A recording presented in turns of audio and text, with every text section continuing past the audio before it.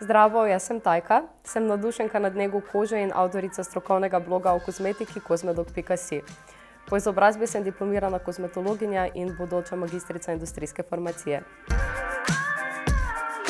Najboljši nasvet, ki sem ga dobila od svojih mentorjev oziroma ki sem se ga naučila tekom svojega delovanja na socialnih omrežjih, je, da je potrebno vsakodnevno uporabljati kremo za zaščitnim faktorjem. Sončna krema je dejansko najcenejši in pa tudi najboljši anti-aging izdelek, ker pripomore k preventivi pred staranjem, pripomore k temu, da preprečuje nastajanje gubic, preprečuje nastajanje pigmentnih nepravilnosti, ki se jim dejansko vsi želimo nekako izogniti.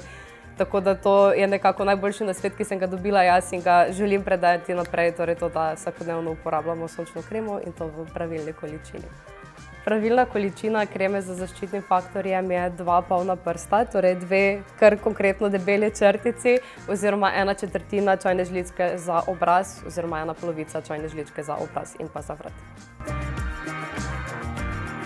Ok, top 3 najslabši nasveti za nego kože so, da si doma naredi masko s sodo bikarbono oziroma z limono, bodisi je to za posvetljevanje hiperpigmentacije, bodisi je to za zdravljenje aken. Skratka, nobene sestavine iz kuhinje ne sodijo na obraz.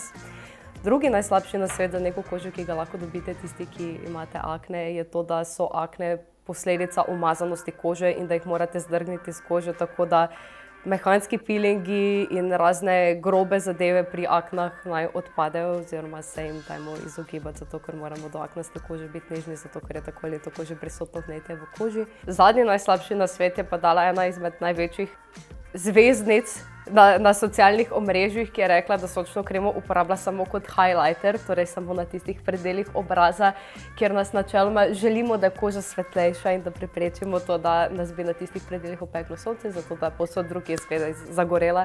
Skratka, sončno kremo uporabljamo po celem obrazu v pravilni količini in je ne uporabljamo kot highlighter, sploh pa ne v količini za 1 gram. Prvi lepotni izdelek, ki sem ga verjetno mami ukradla iz lepotne omarice, je bil tonik za v bistvu nekako čiščenje obraza, vlaženje. Skratka, tonik je nekaj, kar jaz zdaj več ne uporabljam, je pa bil prvi izdelek, s katerim sem se dejansko spoznala v svoji rutini nege kože, oziroma takrat sem nekako se začela spoznavati s tem svetom negovalnih izdelkov.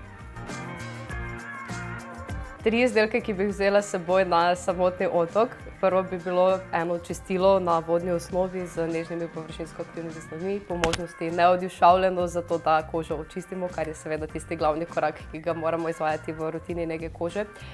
Drugi izdelek, ki bi ga izbrala in bi ga vzela s seboj, zato da bi ohranjala lepo in čisto kožo, je zagotovo kak serum z retinoidi, bodisi z retinolom, z retinaldehidom. Tretji izdelek pa seveda sončna krema. Moj najljubši lepotni tretma je v bistvu na nek način mučenje, ker je kislinski piling, ki seveda pač v trenutku, ko se izvaja, ni najbolj prijeten, zato ker koža peče in se greva. Ampak po samem kislinskem pilingu je koža najlepša možna, tako da je vredno potrpeti tistih 5 minut, ko je tisti piling nanesen, zato da potem dosežemo tisti lep učinek kože, ki dejansko traja kar nekaj časa. Moja rutina običajno obsega 4 do 5 izdelkov, od tega ponavadi eno čistilo, ki ga sperem s kože, ostalo so pa livoni izdelki, ker vedno poudarjam, da ne pretiravamo z rutino nege kože, oziroma da ne pretiravamo s številom korakov, ki jih izvajamo v negi, tako da svetujem večinoma tam maksimalno 4 do 5 livoni izdelkov na jutranjo oziroma večerno rutino. Labelo. Moja jutranja in pa večerna rutina nege kože vzameta približno 10 minut, jutranja malenkost dlje, zaradi tega, ker po nanosu sončne kreme vedno počakam 10 minut, preden nadaljujem z nanosom make-upa. Za nanos make-upa pa porabim tam približno 15 minut. Vem, da to sicer počne večina, ampak ena izmed lepotnih napak, ki sem jo jaz vsaj počela v svojih začetkih, je to, da nisem dovolj dobro spirala čistilnih sredstev, med drugim tudi micelarne vodice, na katerih vem, da zmeraj piše, da jih ni potrebno spirati, ampak ker gre za čistilna sredstva, seveda obraz po uporabi micelne vodice je vedno potrebno sprati, tako da to je zagotovo ena izmed napak, ki sem jo vedno v začetku počela in mislim, da zagotovo prispevala k temu, da je bila koža malenkost bolj zapackana, z več nečistočami in pa malenkost bolj suha.